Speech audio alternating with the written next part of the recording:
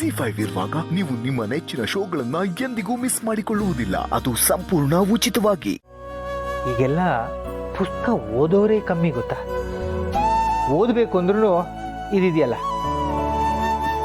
ಈ ಫೋನು ಇಲ್ಲ tab laptop, ಇದರಲ್ಲೇ ಓದೋದು. ಅದ್ರಲ್ಲಿ ಹೆಂಗಣ ಓದಕ್ಕೆ ಸಾಧ್ಯ? ಅದು ಹೆಂಗಾಗತ್ತಣ?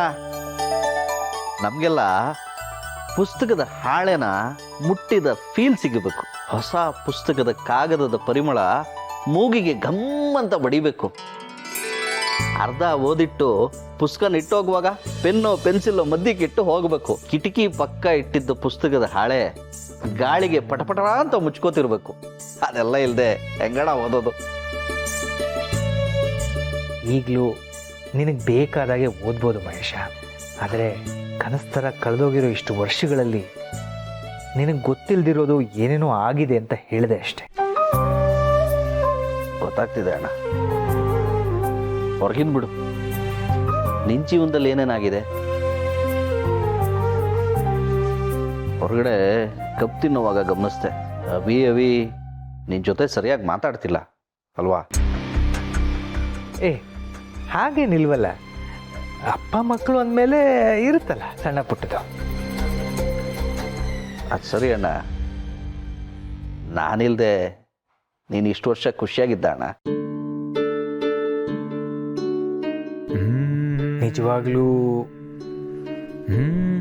ಇಲ್ಲ ಮಹೇಶ, ನಿನ್ನ ಹತ್ರ ಸುಳ್ಳು ಯಾಕೆ ಹೇಳಿ? ಎಲ್ರೆದ್ರಲ್ಲಿ ಆಗ್ತಿದ್ದೆ ಅಷ್ಟೆ. ಆದರೆ ನನ್ನ ಲೈಫಲ್ಲಿ ಹೋಪ್ ಅಂತ ಶುರುವಾಗಿದ್ದು ತುಳಸಿಯವರ ಪರಿಚಯ ಆದಮೇಲೆ. ನಾವಿಬ್ಬರು ಸ್ನೇಹಿತರಾಗಿ ಇರ್ತೀವಿ ಅಂದ್ರೂ ಈ ಸಮಾಜ ಬಿಡಲ್ಲ ಅಂತ ಗೊತ್ತಾಯಿತು. ಅದಕ್ಕೆ ತುಳಸಿಯವರ ಮಾವನವರ ಒತ್ತಾಯಕ್ಕೆ ಮದುವೆ ಆದ್ವಿ. ಅಂದರೆ ನಿನ್ನ ಮನಸ್ಸಲ್ಲಿ ಅವ್ರನ್ನ ಮದುವೆ ಆಗಬೇಕು ಅಂತ ಯೋಚನೆ ಇರಲಿಲ್ವಾ? ಮದುವೆ ಬಗ್ಗೆ ಯೋಚಿಸಿರ್ಲಿಲ್ಲ. ಅವ್ರು ಯಾವಾಗಲೂ ನನ್ನ ಸ್ನೇಹಿತೆಯಾಗೇ ಇರಬೇಕು ಅನ್ನೋದು ನನ್ನ ಆಸೆ ಆಗಿತ್ತು. ಈಗಲೂ ನಾವಿಬ್ಬರು ಸ್ನೇಹಿತರಾಗಿ ಇರೋದು ಮಹೇಶ. ಈ ಮದುವೆ ಅವ್ರಿಗೆ ಸ್ವಲ್ಪನೂ ಇಷ್ಟ ಇರಲಿಲ್ಲ. ಆದರೂ ಅವರ ಮಾವನವರಿಗೋಸ್ಕರ ಮದುವೆ ಆದರು. ಆದರೆ ಈ ಮನೆಗೆ ಬಂದ ಮೇಲೆ ಈ ಮನೆ ಕಷ್ಟಗಳನ್ನು ತನ್ನದೇ ಕಷ್ಟ ಅನ್ನೋ ಹಾಗೆ ತಲೆ ಮೇಲೆ ಹಾಕ್ಕೊಂಡ್ರು. ನಮ್ಮ ಮನೆಗೋಸ್ಕರ ನಮಗಿಂತ ಜಾಸ್ತಿ ಕಷ್ಟಪಡ್ತಾರೆ ಮಹೇಶ. ಗೊತ್ತಾಯ್ತಣ್ಣ. ನನಗೆ ಒಂದೇ ದಿನದಲ್ಲಿ ಅವ್ರು ಎಂಥ ದೇವತೆ ಅನ್ನೋದು ಅರ್ಥ ಆಯ್ತಣ್ಣ. ಇನ್ಫ್ಯಾಕ್ಟ್ ಕಲ್ಲಿನ ಥರ ಇದ್ದ ನೀನು ಅವರು ಬಂದ ಮೇಲೇ ಹುಷಾರಾಗೋಗಿ ಶುರುವಾಗಿತ್ತು. ಅವ್ರ ಪ್ರಯತ್ನದಿಂದಲೇ ನೀನು ಹುಷಾರಾಗಿತ್ತು.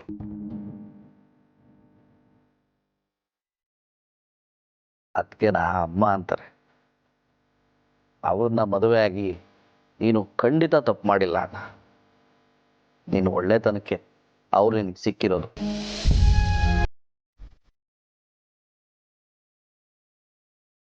ನಾನು ಯಾವತ್ತೂ ನಿಮ್ಮ ಜೊತೆಗೆ ಇರ್ತೇನೆ.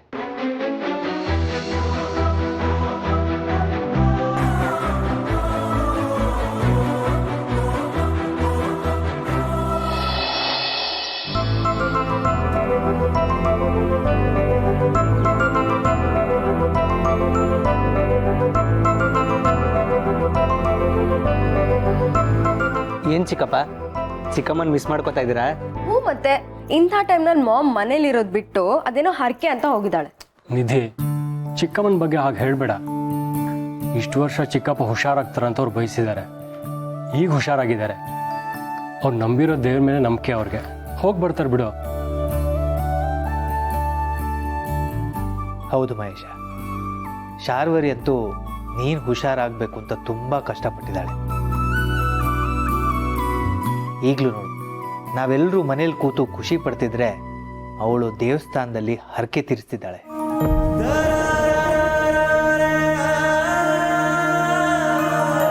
ನಂದಿಗಿರಿಗೆ ಹೋದಾಗಿಂದ ಏನು ಹೇಳಿರಲಿಲ್ಲ. ಆದರೆ ನಿನ್ನೆ ಹೊರಟಾಗ ಇದ್ದಕ್ಕಿದ್ದಾಗೆ ಹರಕೆ ಅಂತ ಯಾಕೆ ಹೇಳಿದ್ರು? ಇವ್ರಿಗೆ ಮಹೇಶ್ ಹುಷಾರಾಗಿದ್ದಕ್ಕೆ.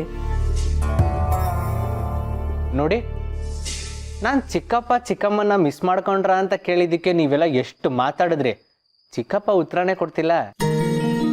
ಏ ಅಭಿ, ನೀನು ಚಿಕ್ಕವನಿದ್ದಾಗ ನನಗೆ ಎಷ್ಟು ಹೆದರ್ತಿದ್ದೆ ಗೊತ್ತಾ. ನೀನು ಊಟ ಮಾಡಲಿಲ್ಲ ಅಂದರೆ ನಿನ್ನ ಹತ್ರ ಇರೋ ಗೊಂಬೆಗೆ ನಾನು 4 ಏಟ್ ಕೊಡ್ತಿದ್ದೆ. ಅದನ್ನ ನೋಡಿ ನೀನು ಹೆದರ್ಕೊಂಡು ಊಟ ಮಾಡಿಬಿಡ್ತಿದ್ದೆ. ಈಗ ನನಗೆ ಮಿಸ್ಸು ಟುಸ್ಸು ಅಂತೀಯ. ಅವನು ದೀಪಿಕನ್ ಮಿಸ್ ಮಾಡ್ಕೊಳ್ತಿರ್ಬೇಕು, ಅದಕ್ಕೆ ನಿಮ್ಮನ್ನ ಹಾಕಿ ಕೇಳಿದಾನಷ್ಟೇ. ಇದಂತೂ ಪಕ್ಕ ಹೌದು. ಅದಕ್ಕೆ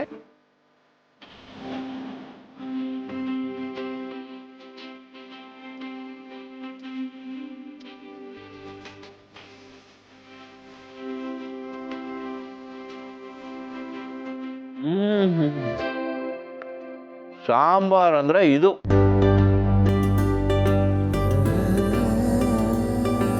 ಅಮ್ಮ ಮಾಡಿದ್ದು. ತುಳಸಿಯವರು ಅಡುಗೆ ವಿಷಯದಲ್ಲಿ ಎಕ್ಸ್ಪರ್ಟ್. ನಿಜ ಹೇಳಬೇಕು ಅಂದರೆ ನನಗೂ ಅವ್ರಿಗೂ ಪರಿಚಯ ಆಗಿದ್ದೆ ಈ ಅಡುಗೆ ವಿಷಯಕ್ಕೆ. ಚಿಕ್ಕಮ್ಮವ, ನೀವು ಇವರಿಬ್ರು ಕಥೆ ಕೇಳಬೇಕು. ಏನು ಇಂಟ್ರೆಸ್ಟಿಂಗ್ ಗೊತ್ತಾ, ಮಾವ ಅಮ್ಮ ಮಾಡಿರೋ ಪುಳಿಯೋಗರೆನ ತಿಂದು ಇದು ಯಾರು ಮಾಡಿದ್ದು ಅಂತ ಹುಡುಕಿ ಸ್ಟಾಪ್. ನನಗೆ ಈ ಕಥೆನ ಅಣ್ಣನ ಬಾಯಲ್ಲೇ ಡೀಟೇಲ್ ಆಗಿ ಕೇಳಬೇಕು. ಅಣ್ಣ, ಒಂದಿನ ಬೆಳಗ್ಗೆ ತಿಂಡಿ ತಿಂದು ಈ ಕಥೆನ ನನಗೆ ಹೇಳ್ತೀಯಾ? ಖಂಡಿತ ಮಹೇಶ. ಹೇ, ನನ್ನ ದೀಪಿಕಾ ಲವ್ ಸ್ಟೋರಿ ಕೇಳೋ ಬದಲು ಈ ಓಲ್ಡ್ ಏಜ್ ಲವ್ ಸ್ಟೋರಿ ಕೇಳ್ತಾ ಇದ್ದೀರಲ್ಲ ಚಿಕ್ಕಪ್ಪ. ಏನೋ ಹಾಗಂದ್ರೆ ಅಭಿ, ನಾನು ನಿನ್ನ ಚಿಕ್ಕಪ್ಪ. ದೊಡ್ಡವ್ರ ಬಗ್ಗೆ ಈ ಕೇವಲವಾಗಿ ಮಾತಾಡಿದ್ರೆ ಸುಮ್ಮನಿರೋದಿಲ್ಲ, ಗೊತ್ತಾಯ್ತಾ?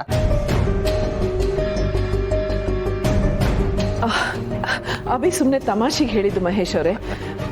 ನಿಮ್ಗೆ ಇನ್ನೊಂದು ಸ್ವಲ್ಪ ಸಾಂಬಾರು ಹಾಕ್ಲಾ? ಬೇಡ, ಅದಕ್ಕೆ ಬನ್ನಿ, ನೀವು ಕೂತ್ಕೊಂಡು ಊಟ ಮಾಡಿ ಬನ್ನಿ. ಪರವಾಗಿಲ್ಲ, ನಾನು ಎಲ್ರಿಗೂ ಬಡಿಸ್ಬಿಟ್ಟು ಆಮೇಲೆ ಯಾವಾಗಲೂ ಕೂತ್ಕೊಳ್ಳೋದು. ಅಮ್ಮ, ಚಿಕ್ಕಮ್ಮವ ಅಷ್ಟೊಂದು ಕೇಳ್ತಿದ್ದಾರೆ, ಬನ್ನಿ ಕೂತ್ಕೊಳ್ಳಿ.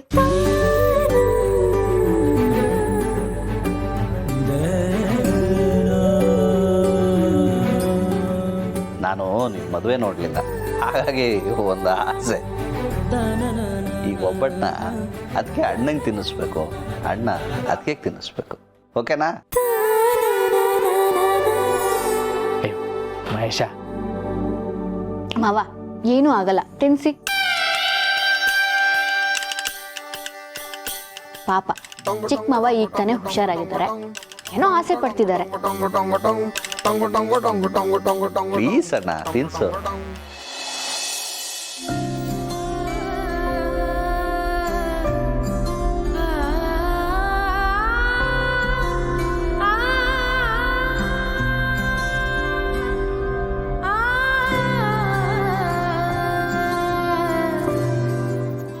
ಅದಕ್ಕೆ ಪ್ಲೀಸ್ ನನಗೋಸ್ಕರ.